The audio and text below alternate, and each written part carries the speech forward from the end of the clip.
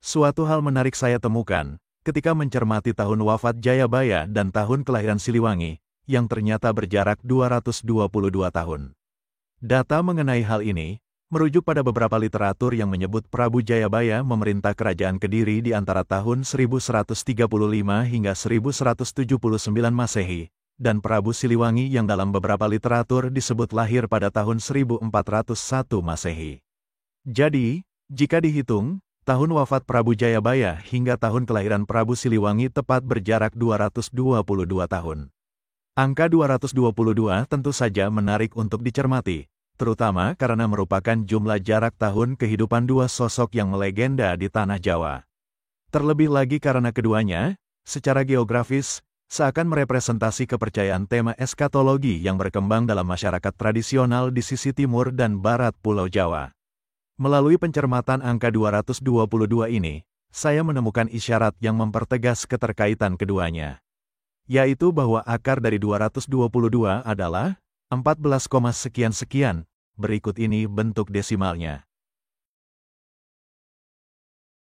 Seperti yang telah saya urai dalam tulisan saya di blog fadlibahari.id yang berjudul, Rahasia di Balik Angka 19 dan 14 Huruf Muqatat dalam Al-Quran, dan juga telah saya bahas pula di channel YouTube ini, di video yang berjudul, Misteri 14 Huruf Muqatat dalam Al-Quran, angka 14, tidak diragukan lagi memiliki fenomena kekhususannya sendiri. Selama ini fenomena itu tersaji nyata di depan kita, hanya kurang mendapat perhatian saja. Misalnya, jika berbicara tentang angka istimewa dalam Al-Quran, pada umumnya orang akan langsung mengarahkan perhatiannya pada angka 7, 8 dan terutama 19. Sementara angka 14 pada jumlah 114 surat dalam Al-Quran kurang mendapat perhatian. Pertanyaan kritis yang mestinya timbul adalah, mengapa setelah mencapai jumlah 100, lalu ditambahkan 14, mengapa tidak ditambahkan 20, 50, 60 atau 80? Apa istimewanya angka 14 sehingga Allah lebih memilihnya dibandingkan angka lainnya? Jika Anda telah tiba pada pemikiran kritis seperti ini, Anda akan dapat melihat bahwa angka 14 di belakang koma pada nilai konstanta bilangan pi yakni 3,14 tentu memiliki makna tertentu juga. Pertanyaan kritis untuk hal ini adalah, mengapa panjang keliling lingkaran mesti selalu 3,14 kali panjang diameter lingkaran tersebut? Mengapa Allah tidak menggenapkannya menjadi 3 kali saja? Mengapa mesti ada nilai 14 di belakang koma? Mengapa Allah selalu memilih nilai 14 sebagai jumlah di sisa akhir?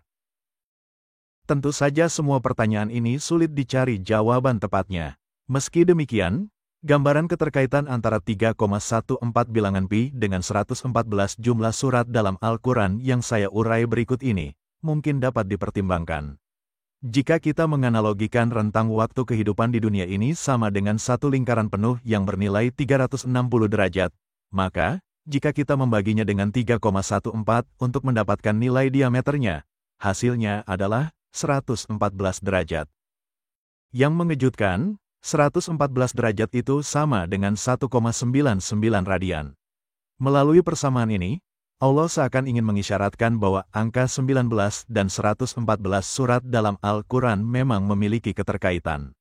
Bahkan bisa jadi, apa yang dikemukakan Rasad Khalifah bahwa angka 19 merupakan variabel pembuktian autentisitas dan orisinalitas Al-Quran, terverifikasi kebenarannya di sini. Ikuti pembahasan menarik tentang Rasad Khalifah di video yang berjudul, Misteri 14 Huruf Muqatat dalam Al-Quran. Persamaan yang saya ungkap ini dapat pula kita pahami secara filosofis, bahwa rentang waktu kehidupan di dunia yang kita analogikan satu lingkaran penuh yang bernilai 360 derajat, pada setiap bagian-bagian derajat itu telah diberi tuntunan oleh Allah dalam 114 surat dalam Al-Quran. Merujuk pada uraian saya ini, dapat saya katakan bahwa memang benar jika dikatakan Allah mendesain ciptaannya dengan bahasa matematika. Bukan saja Al-Quran dan ayat-ayat yang terkandung di dalamnya, tetapi juga alam semesta yang merupakan ayat kauniyah. Demikianlah, nilai 14 yang senantiasa dipilih Allah sebagai jumlah di sisa akhir, secara intuitif saya lihat sebagai notasi yang akan dimainkan memasuki babak akhir zaman. Wangsit Jayabaya dan Siliwangi yang sangat kental berbicara tentang hal-hal yang akan terjadi di masa depan, yang secara lebih spesifik dapat kita pahami merujuk pada masa-masa akhir zaman, adalah karunia yang diturunkan Allah di bumi Nusantara sebagai bentuk peringatan dini sekaligus pedoman bagi kita dalam melangkah memasuki babak akhir zaman. Inilah makna esensi di balik 222 tahun selisih waktu tahun wafat Jayabaya dengan tahun kelahiran Siliwangi.